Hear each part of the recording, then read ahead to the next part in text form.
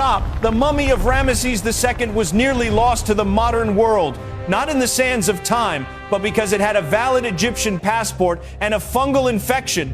This is the pharaoh who, after ruling for 66 years, was so revered that when his mummy needed treatment in 1976, it was issued a passport listing his occupation as King Deses to fly to Paris. Ramesses II, often called Ramesses the Great, was the third pharaoh of the 19th dynasty of Egypt, reigning from 1279 to 1213 BCE. His rule, which lasted an astonishing 66 years, was the second longest in Egyptian history.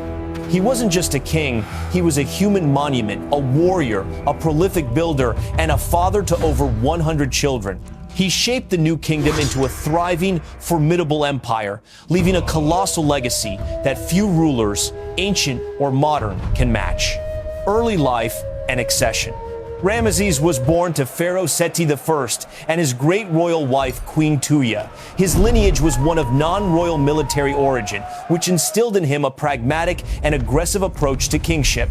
Ramesses was clearly destined for greatness from an early age. Prince Regent by the age of 14, his father, Seti I, appointed him Prince Regent, giving him immense power and training. Military experience. Ramesses joined his father on military campaigns in Libya and Nubia, mastering the art of war before he was out of his teens. He was a seasoned general and administrator when he ascended the throne in his mid-20s. Restoring glory. His family's dynasty was dedicated to restoring Egypt's power in Asia, which had waned under the religious upheaval of Akhenaten's reign. Historians call the it warrior a strategic king. stalemate. The Battle of Kadesh. Ramesses' reign was dominated by his aggressive efforts to secure and expand Egypt's northern borders, bringing him into direct conflict with the Hittite Empire, a rising power in Anatolia. In his fourth year, Ramesses began campaigning in the Levant, culminating in the legendary Battle of Kadesh in his fifth regnal year, the 1274 BCE. This battle, fought in modern-day Syria, is perhaps the best documented chariot battle in history, involving up to 5,000 chariots and 30,000 men.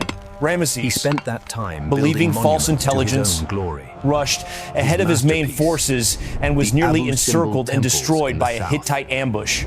The narrative of victory, according to Egyptian accounts, which Ramesses had carved on numerous temple walls, most famously at Abu Simbel, he personally rallied his outnumbered troops and fought with godlike bravery until reinforcements arrived. While Egypt claimed a sweeping victory, modern historians consider it a strategic stalemate.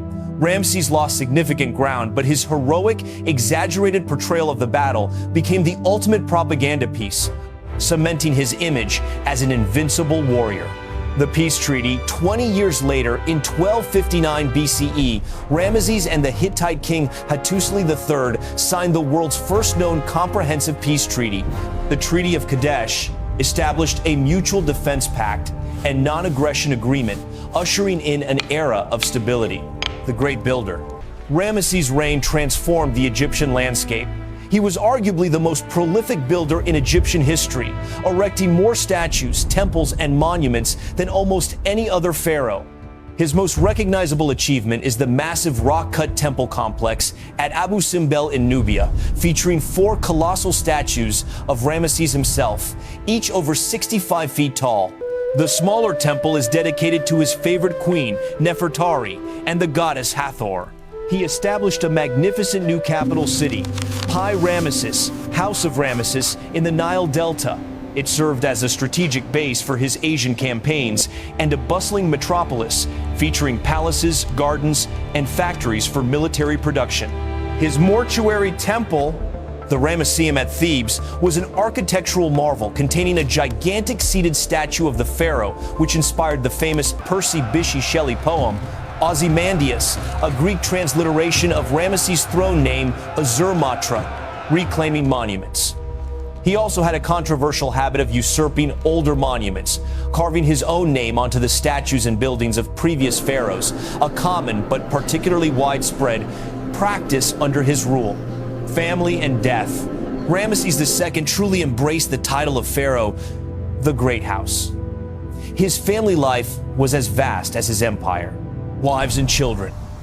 Ramesses had several great royal wives, including his beloved Nefertari, whose beautifully painted tomb is a masterwork. He fathered over 100 children, a number unmatched by any other pharaoh.